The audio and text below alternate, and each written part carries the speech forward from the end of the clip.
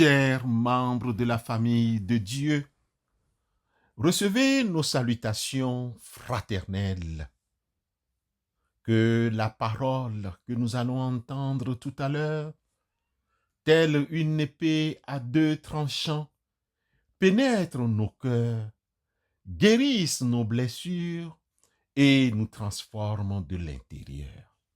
Amen.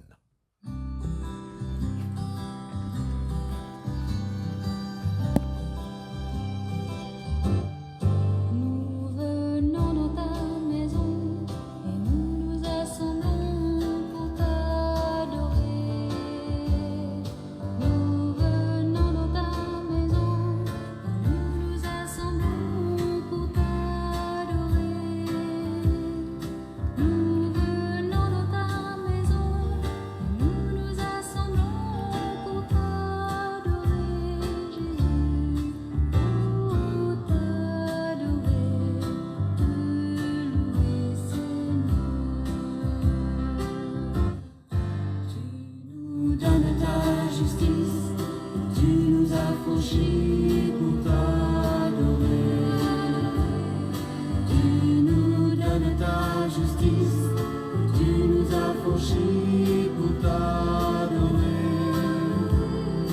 Tu nous donnes ta justice, et tu nous as franchis pour t'adorer, Jésus. Oh, t'adorer, te louer, Seigneur. Le test d'Hébreux chapitre 4, versets 12 et 13 qui nous est proposé ce matin, affirme la nature de la parole de Dieu. Pour bien comprendre ces deux versets, il faut les replacer dans leur contexte plus large. N'est-il pas essentiel de considérer le chapitre 4 dans son ensemble et même le contexte plus large de l'épître aux Hébreux? Cette épître a été écrite à une communauté de chrétiens, probablement d'origine juive, qui étaient confrontés à des difficultés et à la tentation de retourner au judaïsme. L'auteur démontre la supériorité de Jésus-Christ et de la nouvelle alliance par rapport à l'ancienne alliance. L'auteur utilise des exemples de l'Ancien Testament pour étayer son argumentation et encourager les croyants à persévérer dans la foi. Le chapitre 4 poursuit le thème du repos de Dieu, initié au chapitre 3. L'idée centrale du chapitre 4 est que ce repos n'est pas seulement un repos terrestre, mais un repos spirituel en Christ. Revenons au verset 12 de Hébreux chapitre 4. Car la parole de Dieu est vivante et efficace, plus tranchante qu'une épée quelconque à deux tranchants, pénétrante jusqu'à partager âme et esprit, jointure et moelle. Elle juge les sentiments et les pensées du cœur. Bien-aimés, vivante et efficace est la parole de Dieu. La parole de Dieu n'est pas une simple lettre morte, mais une force active et puissante qui agit dans le cœur de ceux qui l'acceptent. La parole de Dieu est plus tranchante qu'une épée à deux tranchants. Cette image souligne la capacité de la parole à pénétrer profondément, à discerner les motivations les plus secrètes et à séparer ce qui est spirituel de ce qui est charnel. La parole de Dieu juge les sentiments et les pensées du cœur. La parole révèle les intentions cachées du cœur et met à nu nos véritables motivations. L'apôtre Jacques, chapitre 1, verset 21b, nous conseille d'accueillir avec douceur la parole. C'est pourquoi rejetez toute souillure et tout débordement dû à la méchanceté et accueillez avec douceur la parole qui a été plantée en vous et qui peut sauver votre âme. Jacques chapitre 1, le verset 21. Mais bien-aimés frères et sœurs, ce n'est pas tout. L'auteur de l'épître aux Hébreux nous présente la parole de Dieu comme épée à deux tranchants. L'auteur de l'épître cherche à convaincre ses lecteurs juifs habitués à la loi que Jésus est supérieur à Moïse et que la nouvelle alliance est supérieure à l'ancienne. La parole de Dieu incarnée en Jésus et révélée dans les Écritures est présentée comme un outil spirituel puissant, capable de pénétrer au plus profond de l'être humain. Elle est comparable à une épée à deux tranchants et qui expose non seulement nos péchés, mais aussi révèle la grâce de Dieu. Bien-aimés, la parole de Dieu comme juge des pensées et des intentions du cœur, oui. L'auteur souligne que Dieu connaît tout de nous. Rien ne peut lui échapper, pas même nos pensées les plus secrètes. La parole de Dieu est comme un miroir qui nous reflète notre véritable état et nous pousse à la repentance. Dans sa prière sacerdotale, Jésus prie le Père au sujet de ses disciples. Sanctifiez-les par la parole.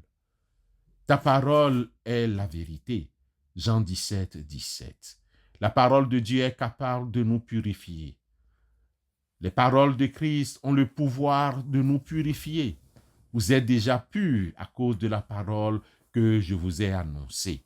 Jean chapitre 15, le verset 3.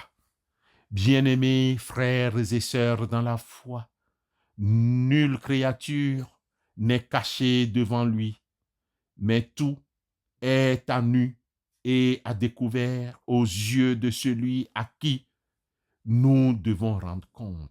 Verset 13 de notre épître aux Hébreux chapitre 4. Frères et sœurs, ce verset renforce l'idée que Dieu nous connaît parfaitement chacun de nous. Rien ne lui échappe et nous devons tout rendre compte de nos actions et de nos pensées devant lui. Laissez la parole de Dieu transformer nos vies en méditant régulièrement la Bible. Oui, cela nous permettra que la parole de Dieu puisse nous purifier et de nous renouveler. Nous sommes appelés à partager la bonne nouvelle de Jésus-Christ avec ceux qui nous entourent.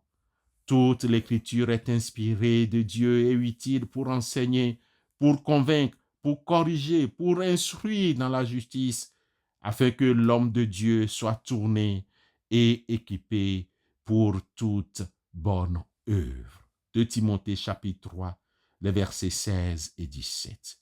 Frères et sœurs dans la foi, pour finir, la lettre aux Hébreux, chapitre 4, versets 12 et 13, nous rappelle la puissance de la pertinence de la parole de Dieu dans nos vies.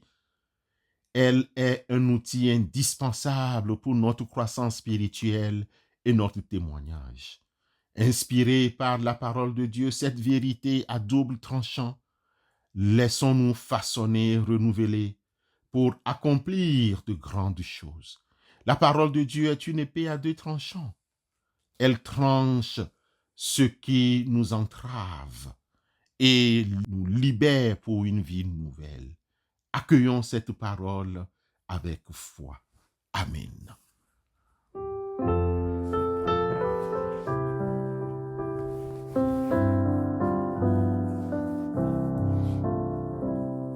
Jésus est au milieu de nous, son regard s'abaisse sur nous, sa douce voix l'entendez-vous?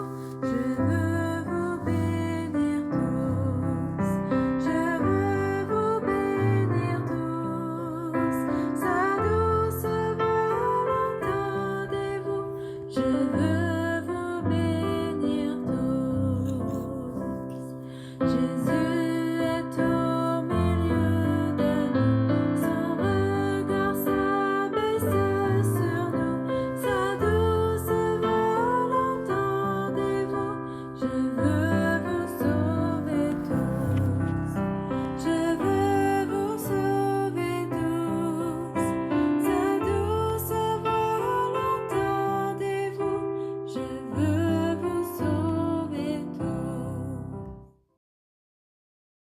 Dieu notre Père, source de toute bonté et de tout amour, nous venons humblement devant toi le cœur rempli de gratitude.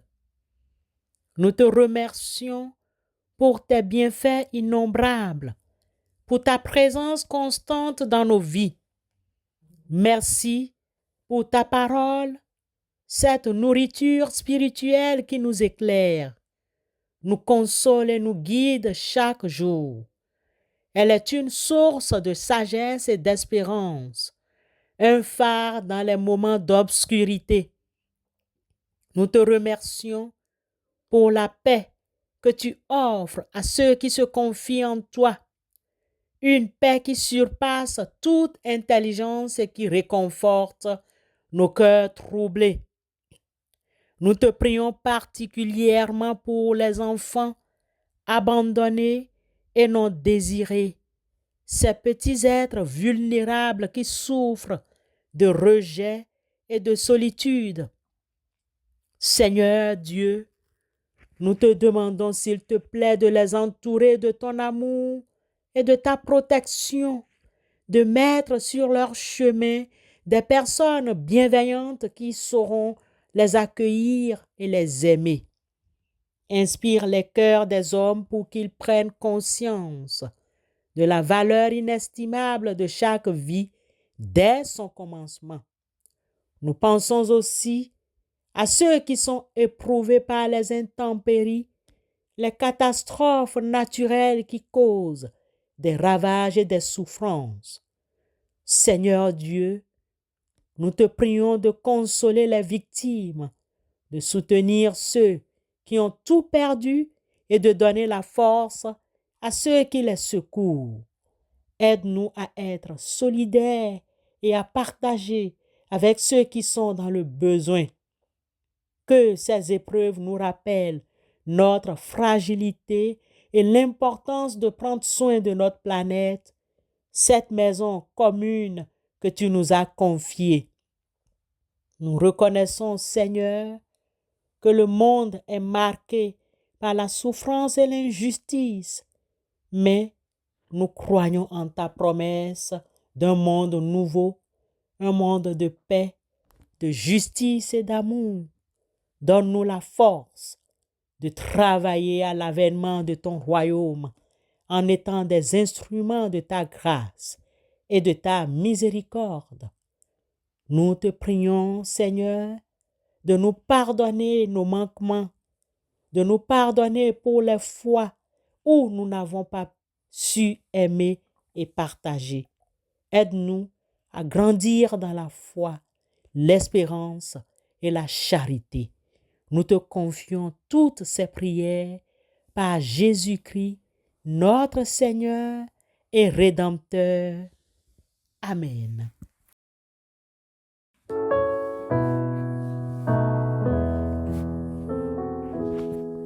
Jésus est bon et ma berger, réjouis-toi mon âme, seul il délivre des dangers, tout en malheur réclame. Recevons la bénédiction avant de nous séparer. Comme il est écrit dans Hébreux chapitre 4, verset 12, que la parole, telle une épée à deux tranchants, nous éclaire et nous guide. Fort de la parole, cette épée à deux tranchants, avançons avec courage et détermination au nom du Christ Jésus. Bonne journée à vous tous.